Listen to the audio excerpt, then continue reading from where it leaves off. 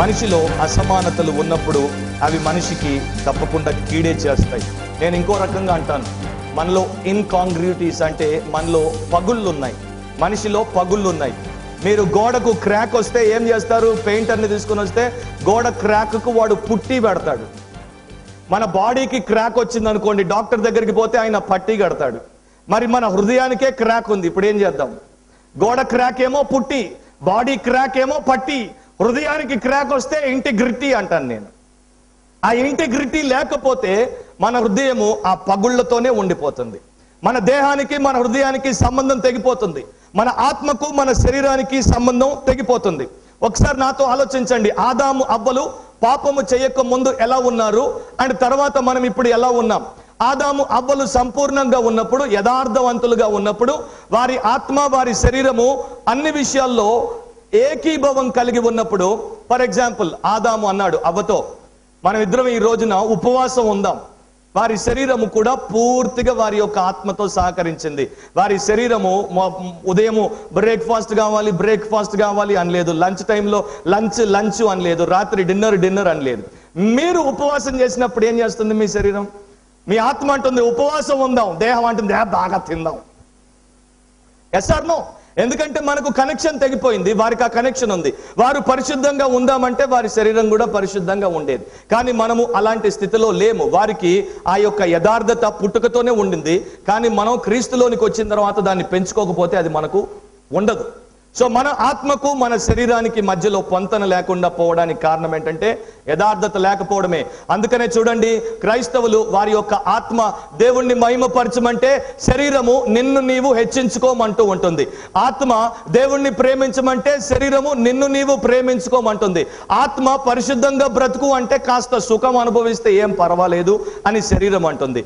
ఆత్మ 7:30కి victory worship centre లో నేను దేవుడి సన్నిధిలో ఉండాలి అంటే శరీరం అంటుంది నో ప్రాబ్లం, 8:30 తర్వాతే మెసేజ్, అప్పుడు పోతే చాలు అంటుంది. Yes or no? సో మన ఆత్మ ఒక రకంగా, మన దేహం ఒక రకంగా నడవడానికి గలతీ 5లో కూడా ఉంది, ఆత్మకు శరీరానికి మధ్యలో విరోధం ఉంది. కారణం ఏంటంటే యథార్థత లోపించింది. యథార్థత ఉన్నప్పుడు ఈ రెండు కూడా కనెక్ట్ చేయబడతాయి, ఈ రెండు కూడా సరిగ్గా ఉంటాయి. యథార్థత ఉన్నప్పుడు మనము అబద్ధమాడమని దేహం చెప్తే ఆత్మ అంటుంది నా దేవుడు సత్యము, పరిశుద్ధాత్ముడు సత్యము, ఆయన వాక్యము సత్యము, నేను సత్యసంధుని బిడ్డను కనుక నేను అబద్ధమాడను, నేను సత్యమే చెప్తానని. సో ఈ అసమానతలు మనలో ఉన్నాయి, వాటిని దేవుడు తొలగించి మనల్ని పరిపూర్ణులుగా చేయడానికి మనకు యథార్థతను కలిగి ఉండమంటాడు. ఒకసారి మీ బైబిల్ తిప్పుతారా? మత్తయి సువార్త 23వ అధ్యాయం. యేసుక్రీస్తు ప్రభు వారు పరిసయ్యుల గురించి ఇక్కడ మాట్లాడారు. మత్తయి సువార్త 23వ అధ్యాయంలో నేను 25 నుండి 28 వరకు అంతా చదవను, కానీ 2 పదాలను నేను మీకు చూపిస్తాను, మీరు అండర్లైన్ చేసుకోండి, తర్వాత మీరు దాన్ని ధ్యానించండి. ఆ 2 పదాలు ఏంటంటే వెలుపట లోపల, వెలుపట లోపల, వెలుపట వెలుపల లోపల, వెలుపల లోపల. ఇంగ్లీష్ లో చెప్పాలంటే out side inside, outside inside, outside inside. నాది ఇక్కడ ప్రాబ్లం ఏంటి? వీళ్ళు పరిసయ్యులు, వీళ్ళకి మత పిచ్చి ఎక్కువ, మత ఆచారాలు బాగా పాటిస్తారు, కానీ వీరిలో భక్తి ఉందా? హలో, వీరిలో భక్తి ఉందా? వీళ్ళని యేసు ప్రభు ఏమని అభివర్ణించాడు? వారిని వేషధారులైన పరిసయ్యులారా, శాస్త్రులారా అన్నాడు. సో జాగ్రత్తగా ఇప్పుడు మీరు దాన్ని అండర్లైన్ చేసుకోండి. తర్వాత మాథ్యూ 23:25 నుండి 28 వరకు. సో వాళ్ళ ప్రాబ్లం ఏంటంటే వాళ్ళు కాన్సన్ట్రేషన్ అంతా కూడా వెలుపట వెలుపల, వెలుపట వెలుపలనే పెట్టారు. వారు లోపల సంగతిని పట్టించుకోలేదు. అందుకనే వారు వెలుపల వెలుపల వెలుపల వెలుపల బాగున్నారు, లోపల లోపల లోపల లోపల క్షీణించిపోవడం మొదలుపెట్టారు. ఈ రోజున క్రిస్టియానిటీ ఎట్లా తయారైందంటే చాలా మంది వెలుపల వెలుపల వెలుపల వెలుపల అన్నీ ఉంటాయి, కానీ దేవుడు వెలుపల చూడు, దేవుడు లోపల లోపల లోపల లోపల చూస్తాడు. నువ్వు వెలుపల వెలుపల వెలుపల వెలుపల బాగుండి లోపల లోపల లోపల లోపల బాగలేకపోయావనుకో ప్రాబ్లం వచ్చేస్తుంది. సో నిన్ను లోపల లోపల లోపల లోపల బాగు చేసి నువ్వు వెలుపల ఎట్లా కనిపిస్తున్నావో అట్లాగే లోపల కూడా రిపేర్ చేయడానికి దేవుడు నీకు యథార్థత అవసరం అంటున్నాడు. అర్థమైందా ఇప్పుడు? అది యథార్థత లేకపోతే వేషధారణలోనికి వెళ్ళిపోతాడు మనిషి. కనుకనే దేవుడు ప్రతి వ్యక్తి యథార్థంగా ఉండమని ఆయన కోరుతున్నాడు. మీరు ఇంటికి వెళ్ళిన తర్వాత ఆలోచించుకోండి, నేను వెలుపటి వ్యక్తినా లోపటి వ్యక్తినా, వెలుపటి వ్యక్తినా లోపటి వ్యక్తినా, వెలుపటి వ్యక్తినా లోపటి వ్యక్తినా, inside outside or outside inside. ఆలోచిస్తే దేవుడు తప్పకుండా మీకు జ్ఞానం అనుగ్రహిస్తాడు. సామెతల గ్రంథంలోనే 21వ అధ్యాయం 29వ వచనంలో ఈ మాట రాయబడింది. యథార్థవంతుడు తన ప్రవర్తనను ఏ ప్రకారం చూసుకుంటాడో దేవుడు చెప్తున్నాడు. తన ప్రవర్తనను చక్కపరుచుకుంటాడు. వాడి ప్రవర్తనలో కొన్ని లోపాలు ఉన్నాయి, వాడి ప్రవర్తనలో కొన్ని పొరపాట్లు దొర్లుతున్నాయి. కనుక వాడిలో యథార్థత ఉన్నప్పుడు వాడు వాడి ప్రవర్తనను చక్కపరుచుకుంటాడు. కానీ అదే వచనంలో భక్తిహీనుడు తన ముఖమును మార్చుకొనును అని రాయబడింది. అంటే యథార్థవంతుడు దేవుని వాక్యములో నేర్పబడినటువంటి సత్యాన్ని, సూత్రాన్ని వాడు పాటించి ప్రవర్తనను చక్కపరుచుకుంటాడు. భక్తిహీనునికి దేవుడు బోధించిన, బోధకుడు బోధించిన వాడు మూతి ముడుచుకుంటాడంట. కయీను గుర్తొస్తున్నాడా మీకు? కయీను గురించి దేవుడు ఏం చెప్పాడు మీరు తర్వాత చదువుకోండి, టైం లేదు వివరించడానికి. అక్కడ బైబిల్లో ఏమని రాయబడిందంటే నాకు చాలా ఆశ్చర్యం అనిపించింది. హేబేలును అతని అర్పణను దేవుడు లక్ష్య పెట్టెను, కయీనును అతని అర్పణను దేవుడు లక్ష్య పెట్టలేదు. ఎందుకని? మామూలుగా పాస్టర్ల దగ్గరికి ఎవరైనా ఆఫరింగ్ తీసుకుని వస్తే పాస్టర్లు ఆఫరింగ్ నే లక్ష్య పెడతారు, ఆ మనిషిని లక్ష్య పెట్టరు. ఎసార్ను ఆ మనిషికి భక్తి ఉందా, భక్తి లేదా, ఆ మనిషి నీతితో సంపాదించిస్తున్నాడా, అవినీతితో సంపాదిస్తున్నాడా, ఇది వైట్ మనీయా బ్లాక్ మనీయా పాస్టర్కి అనవసరం. ఆయన దృష్టి అంతా కవర్ మీదే. ఎసార్ను ఇది ఈ రోజున చాలా మంది పాస్టర్లకు ఉన్నటువంటి లక్షణం అనమాట. కానీ దేవుడు ఏం చేస్తాడు, ఆ వ్యక్తిని చూస్తాడు, ఆ కవర్ని చూస్తాడు, రెండింటిని చూస్తాడంట. కయీన్ని చూశాడు, కయీని యొక్క ఆఫరింగ్ ని చూశాడు. హేబేల్ని చూశాడు, హేబేల్ యొక్క ఆఫరింగ్ ని చూశాడు. హేబేలు ఆఫరింగ్ రెండు బాగున్నాయి కనుక యాక్సెప్ట్ చేశాడు. కయీను బాగలేడు, కయీను ఆఫరింగ్ బాగలేదు, అందుకని రెండింటిని దేవుడు రిజెక్ట్ చేసేసాడు. సో మన లైఫ్ లో మనము ఆ యొక్క దిద్దుబాటును ఎప్పుడు తీసుకుంటామంటే మనలో యథార్థత ఉన్నప్పుడే, లేకపోతే ఆ దిద్దుబాటును మనం తీసుకోం. జపాన్ దేశంలో ఒక సామెత ఉంది. వారు ఏమంటారంటే జ్ఞానము గుణము ఈ రెండు కూడా ఒక బండికి ఉండేటువంటి రెండు చక్రాలు. జ్ఞానము గుణము ప్రతి బండికి ఉండేటువంటి రెండు చక్రాలు. ఈ రోజున మన ప్రపంచం ఎలా తయారైందంటే వారికి జ్ఞానం కావాలి, గుణము లేకపోయినా పర్వాలేదు. సో ఒంటి చక్రంతో బండి నడిపే ప్రయత్నం చేస్తుంది మన ప్రపంచం. అలాంటిది ఎప్పుడు కూడా ముందుకు సజావుగా సాగదు అని దేవుడు మనకు చెప్తున్నాడు. సో రెండు మనకు కావాలి. మన జీవితంలో మనము లోకంలోనికి ఎందుకు పంపించబడ్డామంటే ప్రభు కొరకు జీవించడానికి పంపించబడ్డాం. మరి నీ జీవితంలో నీవు ముఖ్యంగా దేని మీద కాన్సన్ట్రేషన్ పెట్టాలి? ప్రభువా నాలో అసమానతలు ఉన్నాయా, నేను పగుళ్ళు కలిగినటువంటి మనిషిగా ఉన్నానా, వీటిని నేను సరిచేసుకుని యథార్థవంతుడిగా యథార్థవంతురాలిగా నీ కొరకు జీవించినట్లు నాకు కృపనివ్వవా అనేటువంటి రీతిలో మనం బ్రతకాలి. కానీ ప్రభువా నా కెరియర్లో నన్ను పైకి తీసుకొని రా, నా స్టడీస్లో నన్ను ప్రమోట్ చేయి, నా యొక్క వ్యాపారంలో నాకు బాగా బంపర్ ప్రాస్పెరిటీని ఇవ్వు, లేకపోతే ఇది ఇవ్వు అని చాలా మంది వాటికే సమయము సామర్థ్యం అంతా కేటాయిస్తుంటారు. వీటి గురించి పట్టించుకోరు. ఫస్ట్ దీనికి ప్రయారిటీ ఇవ్వండి. మీరు పగుళ్ళు లేకుండా చూసుకోండి. ఆ తర్వాత మీ స్టడీస్, మీ కెరియర్, మీ బిజినెస్, మీ మినిస్ట్రీ అన్ని కూడా చక్కగా అద్భుతంగా దేవుడు దీవిస్తాడు. ప్రాస్పర్ అయ్యేటట్టు దేవుడు చేస్తాడు. ఇది సరిగ్గా లేకపోతే అవి కూడా దెబ్బతింటాయి. ఎప్పుడో ఒక రాబై ఉండేవాడు, రాబై జూసియా అని. ఆయన ఒక మాట తన పుస్తకంలో రాశాడు. సో ఆయన ఏమంటాడంటే నేను రేపు చచ్చిపోయి దేవుడి ముందు నిలబడినప్పుడు దేవుడు నన్ను నీవు మోషేలాగా ఎందుకు లేవు, నీవు అబ్రహాం లాగా ఎందుకు లేవు, నీవు మహాత్మా గాంధీ లాగా ఎందుకు బతకలేదు అని నన్ను అడగడు. నేను నిన్ను ఏ వ్యక్తిగా సృష్టించి లోకంలో పంపించానో ఆ జూసియా లాగా నీవెందుకు పరిపూర్ణంగా బ్రతకలేదు అని నన్ను అడుగుతాడు. సో నేను అలాంటి జీవితాన్ని జీవించాలి.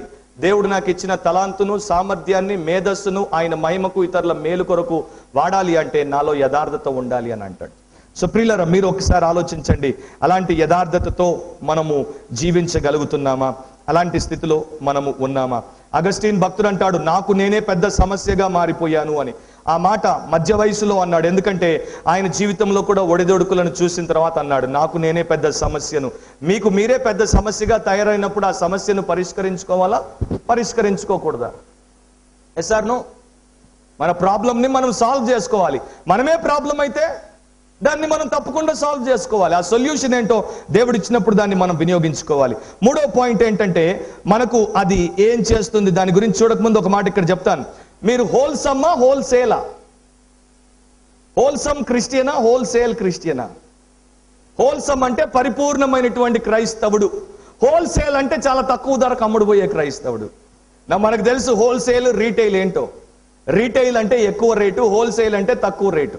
సో మనము లోకం మనతో బేరం ఆడినప్పుడు, సాతాను మనతో బేరం ఆడినప్పుడు, శరీరం మనతో బేరం ఆడినప్పుడు మనం గంపగుత్త అమ్ముడుపోయే టైపా, లేకపోతే హోల్ అండ్ సోల్, నా గుండె, నా గుడిసె, నా ఇల్లు, నా ఒళ్ళు అంతా నా దేవుడిది అనే టైపా?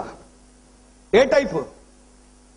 టైప్ చేసి నాకు పంపించమని నేను అడగట్లేదు, కానీ అదేదో మీరు దృష్టిలో పెట్టుకోండి. మూడో పాయింట్ ఏంటంటే టు ప్రొవైడ్ డైరెక్షన్. యథార్థత మన జీవితంలో దిశానిర్దేశం చేయడానికి దేవుడు ఉపయోగిస్తాడు. మార్గదర్శకత్వం చేయడానికి దేవుడు దాన్ని ఉపయోగిస్తాడు. ఈ సామెత 11వ అధ్యాయం 3వ వచనంలో మీరు దాన్ని చూస్తారు. యథార్థవంతుల యథార్థత వారికి త్రోవ చూపించును అని రాయబడింది. మనుషులకు సరైనటువంటి మార్గదర్శకులు లేక, సరైనటువంటి దిశానిర్దేశకులు లేక, సరైనటువంటి సలహాదారులు లేక, వారి జీవితంలో ఎటు పోవాలో, ఏం చేయాలో దిక్కుతోచినటువంటి పరిస్థితుల్లో చాలా మంది కనిపిస్తున్నారు. నాకెప్పుడు బాధ అనిపించేటువంటి విషయం ఏంటంటే మన క్రిస్టియన్ చర్చిలో కూడా ఇలాంటి వారు బాగా పెరిగిపోతున్నారు. దాన్ని బట్టి నేను బాధపడుతూ ఉంటాను. ఏ ఉద్యోగం చేయాలో చాలా మందికి తెలియదు. ఈ ఉద్యోగంలో కొనసాగాలా, ఈ ఉద్యోగం మార్చుకోవాలా చాలా మంది క్రైస్తవులకు తెలియదు. ఎవరిని పెళ్లి చేసుకోవాలో క్రైస్తవులకు తెలియదు. మరి ఏ రకంగా ఆఫీసులో ఉండాలో క్రైస్తవులకు తెలియదు. ఒక పరిస్థితి వచ్చినప్పుడు, ఒక శోధన వచ్చినప్పుడు ఎలాంటి తీర్మానం తీసుకోవాలో చాలా మందికి తెలియదు. కారణం ఏంటంటే వారికి సరైనటువంటి డైరెక్షన్ లేకపోవడమే ఆ కారణం. యథార్థత అనేటువంటి తెలుగు పదం హీబ్రూలో తూమా అనే పదం నుండి వచ్చింది. తూమా, ఆ తూమా అనేటువంటి పదంలో నుండే పాత నిబంధనలో ఇంకొక పదం వచ్చింది, దాన్ని తూమీం అంటారు. మీకు ఎంతమందికి గుర్తుందో, ప్రధాన యాజకుడు ఆయన ఎఫోదును ధరించిన తర్వాత ఆయన ఛాతి మీద బ్రెస్ట్ ప్లేట్ పెట్టుకునేవాడు.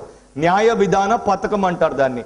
దాని మీద 12 రాళ్ళు, ఇశ్రాయేలు 12 గోత్రాలకు సాదృశ్యంగా దేవుడు పెట్టించాడు. ఈ 12 రాళ్లలో 2 రాళ్ళు అని అంటారు కొంతమంది. ఒకటేమో ఊరీము, మరొకటేమో తుమీము. ఉరీము అంటే లైట్స్, వెలుతురు, వెలుగులు అని అర్థం. తుమీము అంటే పర్ఫెక్షన్, సంపూర్ణత, పూర్ణత అని అర్థం. నిజానికి ఆ 2 రాళ్ళో లేకపోతే మరొక రకమైనటువంటి పదార్థమో ఎవ్వరూ కరెక్ట్ గా చెప్పలేరు. బైబిల్లో వాటికి సంబంధించి చాలా తక్కువ సమాచారం ఉంది. యూద మత ప్రవీణులు చెప్పేటువంటి దానికి, బైబిల్ పండితులు చెప్పేదానికి కూడా కొన్ని విభేదాలు ఉన్నాయి. ఎవ్వరూ దాన్ని డాగ్మాటిక్ గా చెప్పలేరు. కాకపోతే ఎక్కువ మంది అభిప్రాయం ఏంటంటే ఒకటి తెల్లటి రాయి, ఒకటి నల్లటి రాయి.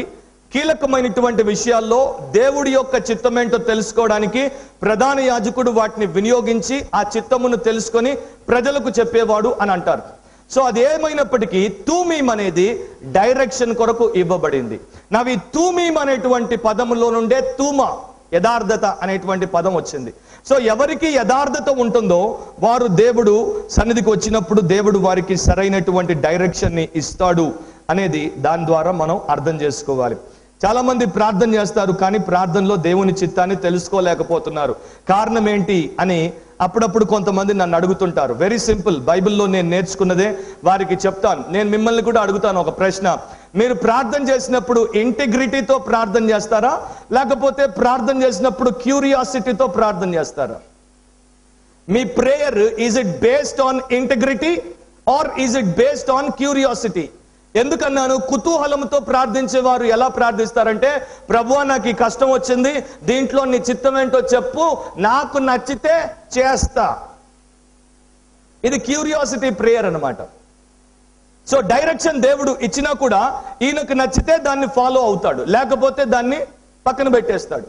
సో చాలా మంది అందుకనే మనం చూస్తూ ఉంటే వాళ్ళకు ఒక సమస్య వచ్చినప్పుడు ఒక చర్చికి వెళ్తారు. ఆ చర్చిలో పాస్టర్ గారు దానికి జవాబు ఇచ్చినప్పుడు వీళ్ళకి నచ్చలేదు అనుకోండి, ఇంకో పాస్టర్ని అడుగుతారు, ఆయన చెప్పింది నచ్చలేదు అనుకోండి, ఇంకొక సేవకుని అడుగుతారు, ఇంకొక సేవకుని అడుగుతారు. 5 ఏళ్ల క్రితం అయితే చాలా ఖర్చు అయ్యేది, పెట్రోల్ పోసుకొని తిరగాల్సి వచ్చేది. ఇప్పుడు కానీ ఖర్చు అవ్వట్లా. ఎందుకంటే ఇప్పుడు టీవీలో చాలా మంది స్పీకర్లు వచ్చేసారు. వీళ్ళు ఇంట్లో కూర్చొని మొహం చూపించకుండానే ఆ స్పీకర్ కి వీళ్ళు ఫోన్ చేసి స్పీకర్ మీద పెట్టేసి వాళ్ళ దగ్గర నుండి జవాబు రాబట్టేసుకోవచ్చు. నాకు ఈ ప్రాబ్లం ఉంది, మీరు ఏం చెప్తారన్నప్పుడు ఒక్కొక్క స్పీకర్ ఒక్కొక్క జవాబు ఇచ్చేసాడు అనుకోండి, వీళ్లకు ఇచ్చిన ఆ జవాబులన్నిట్లో వీళ్ళకి ఏ జవాబు నచ్చుతుందో ఇదే దేవుడి చిత్తం అనుకుంటారు. కానీ అది దేవుడి చిత్తమా అనేది వాక్యానుసారంగా వారు పరిశీలన చెయ్యరు. సో క్యూరియాసిటీతో ప్రార్థన చేస్తే డివైన్ డైరెక్షన్ మనకు రాదు. ఇంటెగ్రిటీతో ప్రార్థన చేస్తేనే డివైన్ డైరెక్షన్, దైవికమైన నడిపింపు మనకు వస్తుంది. దేవుడికి మన హృదయం బాగా తెలుసు. వీడు నేను చెప్పింది చేస్తాడా చెయ్యడా అనేది ఆయన బాగా గమనిస్తాడు. కనుక మనం యథార్థంగా ప్రార్థన చేసినప్పుడు మనకు కరైనటువంటి నడిపింపును ఆయన ఇస్తాడు. మనం నడవాల్సినటువంటి మార్గాన్ని చూపించి మనల్ని ముందుకు నడిపిస్తాడు. లేకపోతే ఆయన దాన్ని మనకివ్వడు. ఇక్కడే ఈ 11:3లోనే ఆ మాట కూడా చూస్తాం. ద్రోహుల మూర్ఖ స్వభావము వారిని పాడు చెయ్యును అని రాశాడు. ద్రోహి అంటే ఎవడు? యథార్థత లేనటువంటి వాడే ద్రోహి. అంటే సరైనటువంటి ఉద్దేశం లేనటువంటి వాడే, చెడ్డ మనస్తత్వము, దురుద్దేశము, చెడు కోరిక అండ్ అపవిత్రమైనటువంటి తలంపులు కలిగినటువంటి వాడే ద్రోహి. వాడి మూర్ఖ స్వభావం వాడిని పాడు చేస్తుంది. వాడు సరైనటువంటి డైరెక్షన్ లేకుండా, గైడెన్స్ లేకుండా, కౌన్సిల్ లేకుండా జీవితంలో చెడిపోతాడని బైబిల్ చెప్తోంది. సో నా ప్రియ సహోదరి సహోదరులారా, ఈ ఉదయాన ప్రభు సన్నిధిలో మీరున్నారు. మీకు ఏ విషయంలో డైరెక్షన్ కావాలో నాకు తెలియదు, ఏ విషయంలో గైడెన్స్ కావాలో నాకు తెలియదు. మీరు చేయాల్సిందల్లా ఒక్కటే, యథార్థతతో ఆయన సన్నిధిలో ప్రార్థన చేయండి. దేవా, నేను నీ సొత్తు, మీరు నాకు ఈ విషయంలో ఏం చేయమని చెప్తే అది నేను చేస్తాను. చేయడానికి కావలసిన హృదయాన్ని ఇవ్వండి, చేయడానికి కావలసిన వనరులు ఇవ్వండి, చేయడానికి కావలసినటువంటి శక్తిని ఇవ్వండి, నా చేత దాన్ని చేయించండి, నేను నీ కొరకే జీవిస్తానని ప్రార్థన చేస్తే దేవుడు తప్పకుండా మీరు నడవాల్సిన మార్గము చూపిస్తాడు. ఆ మార్గంలో మీరు నడవడానికి కావలసిన శక్తిని ఇస్తాడు, మిమ్మల్ని గమ్యము చేరుస్తాడు. ఫ్రాన్స్ దేశంలో ఒక భక్తుడు ఉండేవాడు, ఆగస్ట్ ఫ్రాంకీ అనేటువంటి భక్తుడు. ఒక అనాథాశ్రయాల్ని నడిపించేవాడు. ఆయన దగ్గర పేద పిల్లలు చాలా మంది ఉండేవారు. వారి అవసరాలే కష్టంగా తీరేవి.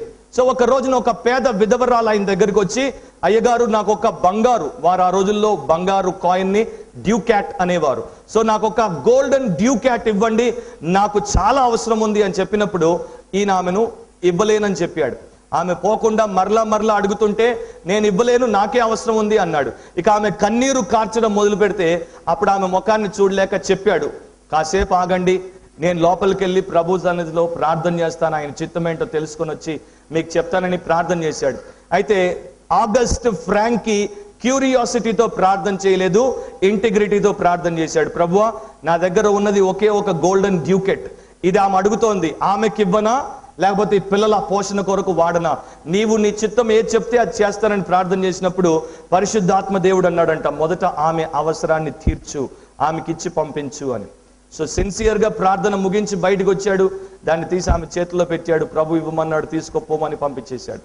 2 రోజుల తర్వాత ఆయనకు ఒక ఉత్తరం వచ్చింది. ఆ ఉత్తరంలో ఆమె ఆయనకు కృతజ్ఞత చెల్లిస్తూ చాలా మాటలు రాసింది. మీరు చాలా అవసరంలో ఉన్న మీ అవసరాన్ని తీర్చుకోకుండా నా అవసరం తీర్చారు, నేను ప్రార్థన చేశాను, దేవుడు మీ యొక్క అనాథాశ్రయాల్ని, మీ పరిచర్యను గొప్పగా దీవించాలి అని కృతజ్ఞత చెల్లించిన తర్వాత ఆ కాసేపటికి ఆయనకు మరి పోస్టులో 12 డ్యూకెట్లు వచ్చాయి, 12 గోల్డెన్ డ్యూకెట్స్ వచ్చాయి. వాటిని చూడగా నేను అనుకున్నాడు, దేవా, ఒకటి తీసుకున్నావు, 12 ఇచ్చావు, నా యొక్క అవసరతను తీర్చేసావు, దేవుడికి స్తోత్రం అన్నాడు. కానీ సాయంత్రానికి స్వీడన్ దేశంలో ఉన్న తన స్నేహితుడి దగ్గర నుండి ఇంకొక 2 వచ్చాయి. సో ఒకే రోజున 14 వచ్చాయి. 3 రోజుల తర్వాత ఇంకొక టెలిగ్రామ్ వచ్చింది. ఆ దేశంలో ఉన్నటువంటి రాజు ఈయన యొక్క అనాథాశ్రయాల గురించి విన్నాడు.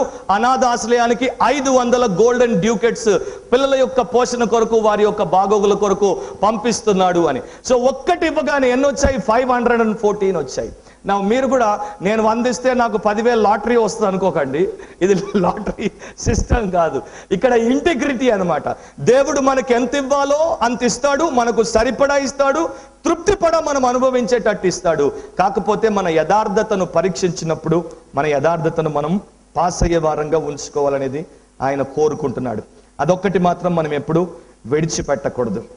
4వది ఏంటంటే, యథార్థత మనకు ఏ రకంగా సహాయం చేస్తుంది? టు ప్రొటెక్ట్ ఫ్రమ్ ఈవిల్, కీడు నుండి మనము భద్రపరచబడినట్లు యథార్థత మనకు సహాయం చేస్తుంది.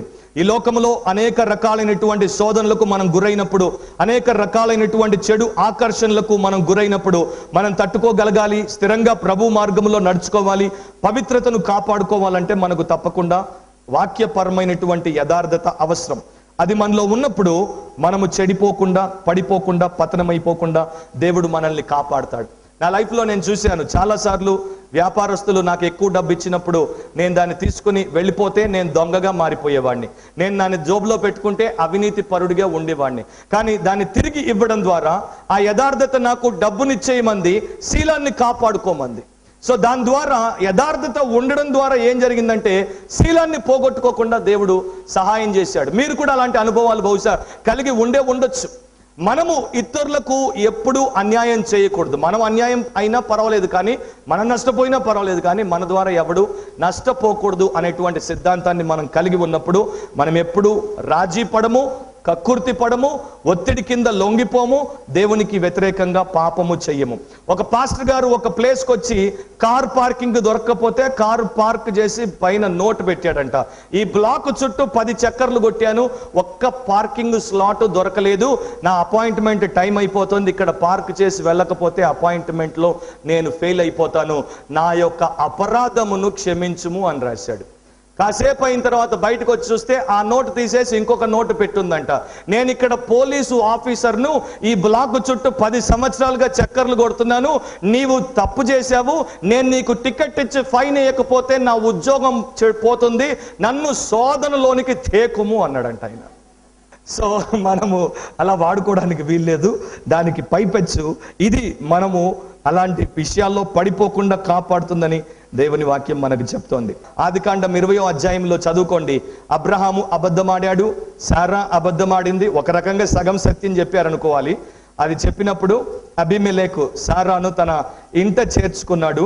వారికి ఉండేటువంటి అలవాటు ఏంటంటే రాజులు అందమైన స్త్రీలు కనిపిస్తే భార్యలుగా చేసుకుంటారు, లేకపోతే హేరంలో వారి కొరకు ఉంపుడు గత్తెలుగా పెట్టుకుంటారు. సో ఈమె ఆ పురుషుని భార్య కాదు అని ఈయన ఎంచి ఆమెను తన ఇంట్లో చేర్చుకున్నప్పుడు ఆమెతో పాపం చేయబోయిన సమయంలో దేవుడు అతడిని ఆపు చేశాడు.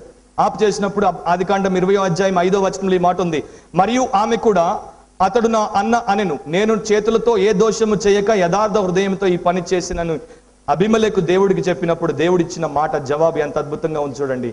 అవును, యథార్థ హృదయముతో దీన్ని చేస్తివని నేను ఎరుగుదును, మరియు నీవు నాకు విరోధముగా పాపము చేయకుండా నేను నిన్ను అడ్డగించి తిని, అందుకే నేను నిన్ను ఆమెను ముట్టనీయలేదు. ఎంత అద్భుతం చూడండి. మనం పాపం చేయకుండా దేవుడు మనల్ని అడ్డగిస్తాడంట, మనం పాపం చేయకుండా దేవుడు మనల్ని ఆపు చేస్తాడంట, మనం పాపం చేయకుండా దేవుడు మనల్ని తన ఆధీనంలో పెట్టుకుంటాడు ఎప్పుడు మనలో యథార్థత ఉన్నప్పుడు. అబీమెలెకులో యథార్థత ఉండింది. వారిద్దరూ అబద్ధం చెప్పారు కనుక ఆమె మీద తన హక్కు తాను కలిగి ఉండొచ్చని ఆమెను తీసుకున్నాడు. కానీ దేవుడు గుర్తించి అతడి చేత ఆ పాపాన్ని నివారింపచేశాడు. సో ప్రియ సహోదరి సహోదరుడా, నీ జీవితంలో అలాంటి శోధనలో నీవు ఉన్నప్పుడు, నీలో యథార్థత ఉంటే నీవు దాంట్లో నుండి బయటపడడానికి దేవుడి సహాయం ఎప్పుడు నీతో ఉంటుంది, దేవుడి సలహా ఎప్పుడు నీతో ఉంటుంది. దేవుడు ప్రత్యేకంగా నిన్ను దాంట్లో నుండి బయటపడేసేందుకు ప్రత్యేకంగా సహాయం చేస్తూనే ఉంటాడు. బిల్లీ గ్రాహం గారి టీంలో ఒక గొప్ప సువార్థికుడు ఉండేవాడు. ఒక దేశానికి పోయినప్పుడు తన భార్యకు కొన్ని దినాలు దూరంగా ఉండాల్సి వచ్చినప్పుడు ఒక హోటల్లో ఉన్నప్పుడు ఆయనకు విపరీతమైనటువంటి శోధన వచ్చింది. ఎందుకంటే ఆ రోజు సాయంత్రం హోటల్ నుండి ఆయనకు ఒక ఫోన్ వచ్చిందంట, నేను ఒక వేశ్యను, కావాలంటే రాత్రి నా సర్వీసులు మీరు వాడుకోవచ్చు అని. అలాంటి ఫోన్ వచ్చి శోధింపబడి భార్యకు దూరంగా ఉన్నప్పుడు, ఒంటరిగా ఉన్నప్పుడు, ఎవరు ఆయన్ని ఎరుగనటువంటి ప్రాంతంలో ఉన్నప్పుడు ఆయన దేహము ఆయన్ని బాగా శోధించడం మొదలుపెట్టినప్పుడు ఆయన ఒక పని చేశాడంట, నేను ఒకవేళ బలహీనుడినైపోయి పాపం చేస్తానేమో అని లోపల నుండి డోర్ లాక్ వేసి ఆ కీ తీసుకొని కిటికీలో నుండి రోడ్డు మీద పారేశాడంట. అంటే ఒకవేళ నేను వీక్ అయిపోయి బయటికి వెళ్ళిపోయి ఆ పాపం చేస్తానేమో, ఆమెను లోపలికి పిలిపిస్తానేమో అని చెప్పి ఆ కీ తీసి బయట పారేశాడు. ఎందుకు? అలాంటి అవకాశమే లేకుండా చేసేసుకున్నాడు. సో యథార్థత ఉన్నప్పుడు మనం బలహీనపరచబడిన కూడా దాంట్లో దేవుడు మనకు కృపనిచ్చి సహాయం చేస్తాడు. నా లాస్ట్ పాయింట్ ఏంటంటే టు ప్రమోట్ గాడ్స్ వర్క్. యథార్థత అనేది మనం దేవుని యొక్క పనిని చేయడానికి, పరిచర్యలో ఉండడానికి మనకు చాలా కీలకమైనటువంటి సాధనం. అది లేకపోతే మనం ఉపయోగపడలేం. 2వ దినవృత్తాంతములు 16వ అధ్యాయం 9వ వచనంలో యథార్థవంతులను, యథార్థ హృదయం కలిగినటువంటి వారి కొరకు దేవుని యొక్క కన్నులు వెతుకుచున్నాయి, వారిని ఆయన బలపరుచుతారని దేవుని వాక్యం చెప్తోంది. సో నీవు యథార్థత కలిగి జీవించినప్పుడు దేవుడు నిన్ను దీవిస్తాడు, ప్రయోజకునిగా చేస్తాడు, తన పరిచర్యలో నీకు పాలిస్తాడు, 10 మందికి నీవు ఆశీర్వాదకరమైనటువంటి పాత్రగా ఉండేటట్లు ప్రభు నిన్ను వాడుకుంటాడు. అలాంటి స్థితిలో నీవు ఉండాలి. కొంతమంది ప్రార్థన చేస్తుంటారు, ప్రభు నన్ను కూడా వాడుకోవా అని. నిన్ను వాడుకోవాలంటే నీలో యథార్థత ఉండాలి. నీకు బైబిల్ ట్రైనింగ్ లేకపోయినా పర్వాలేదు, నీకు థియాలజీ ఎక్కువ తెలియకపోయినా పర్వాలేదు, నీకు ఇంటిగ్రిటీ ఉంటే దేవుడు నిన్ను తర్ఫీదిచ్చి వాడుకుంటాడు. ఒక యవనస్తుడు ఒక కంపెనీలో చేరినప్పుడు మొదటి రోజు బాస్ అడిగాడంట, మేము ఇక్కడ ఒక విషయానికి చాలా ప్రాముఖ్యతనిస్తాం, క్లెన్లీనెస్ కి, శుభ్రతకు చాలా ప్రాముఖ్యతనిస్తాం. నీవు ఆఫీస్లోనికి వచ్చినప్పుడు నీ షూని బయట మ్యాట్ మీద తుడుచుకొని లోపలికి వచ్చావా అని అడిగితే వాడు చెప్పాడంట, ఎస్ సార్, నేను బాగా మ్యాట్ మీద నా జోళ్లు తుడుచుకొని లోపలికి వచ్చాను అన్నాడు. ఆ తర్వాత బాస్ నింపాదిగా చెప్పాడంట, మేము ఇక్కడ ప్రాముఖ్యతనిచ్చే రెండో విషయం ఏంటంటే ట్రూత్ఫుల్నెస్, సత్యానికి కూడా మేము ఇక్కడ ప్రాముఖ్యతనిస్తాం, బయట అసలు మ్యాటే లేదు, బయటికి పోరా అన్నాడంట. యథార్థత లేకపోతే ఆఫీసులోనే పెట్టుకోరు. ఇక దేవుడు నిత్య రాజ్యం కొరకు మనల్ని ఉపయోగించుకోవాలంటే మనలో యథార్థత ఎంత అవసరమో దాన్ని బట్టి మీరు దయచేసి గ్రహించండి. ఒక తల్లి తన పిల్లోడు మాట వినట్లేదని చెప్పి గాంధీ గారి దగ్గరికి తీసుకుని వచ్చిందంట. గుజరాత్లో గాంధీ దగ్గరికి తీసుకుని వచ్చి గాంధీతో చెప్పిందంట, అయ్యగారు వీడు తెగ చక్కెర తినేస్తున్నాడు, వీడిని ఎలా ఆపాలో నాకు అర్థం అవ్వట్లేదు, మాట వినట్లేదు, మీరు చెప్తే వింటాడని తీసుకుని వచ్చాడంటే గాంధీ అన్నాడంట, ఒక వారం తర్వాత తీసుకొని రా చెప్తానన్నాడంట. సరే వెళ్ళిపోయింది. వారం తర్వాత తీసుకుని వచ్చింది. గాంధీ ఆ పిల్లోడిని తన గదిలోనికి తీసుకెళ్లి ఒక పావు గంట మాట్లాడి బయటికి తీసుకుని వచ్చిన తర్వాత వాడు చెప్పాడంట, మమ్మీ ఇంకా నేను ఎప్పుడు నీ మాటే వింటాను, షుగర్ తిందని చెప్పాడంట. ఆమె ఆశ్చర్యపోయింది. గాంధీ గారిని అడిగిందంట, ఇంతకీ ఎందుచేత మీరు మొదటిసారి వచ్చినప్పుడు పంపించి వారం తర్వాత రమ్మన్నారు అన్నప్పుడు గాంధీ గారి నవ్వు ఎట్లా ఉంటుందో మనందరికీ తెలుసు కదా, బోసి నవ్వు అయింది. ఆయన నవ్వుతూ అన్నాడంట, నీవు నీ కుమారుని తెచ్చినప్పుడు నేను బాగా చక్కెర తినేవాడిని, సో మొదట నేను మాని వాడికి చెప్దామని వారం తర్వాత తెమ్మన్నాను అన్నాడు. సో ఆయన మానేసిన తర్వాత వారానికి చెప్పాడు ఆ పాఠం. సో గాంధీ బైబిల్ ప్రకారము అన్ని విషయాలు మరి పాటించకపోయినా కొన్నిటిని మాత్రం బాగా వంట పట్టించుకున్నారు. సో నేను చేయకుండా వాడికి చెప్పలేను అనేది ఆయన దృష్టిలో పెట్టుకొని వారం తర్వాత ఒక చిన్న పిల్లోడు ఈజీగా చెప్పేయచ్చు గాంధీ, కానీ ఎంత ప్రిన్సిపల్డ్ మనిషి అంటే ఆయన దాన్ని మాని పాటించి ఆ తర్వాత బిడ్డకు చెప్పాడు. సో మనం ఇంకా ఎంత నిష్ఠతో దేవుడి సేవ చేయాలి. మా చిరునామా రూపాంతరం 106 Madan Gopal residency, Surya Nagar, Sainikpuri, Secunderabad 5,94,000. Our address రూపాంతరం 106 మదన్ గోపాల్ రెసిడెన్సీ, సూర్యానగర్, సైనిక్పురి, సికింద్రాబాద్ 5,94,000. మా టెలిఫోన్ నంబర్స్ 04027113266, సెల్ నంబర్ 9848576393.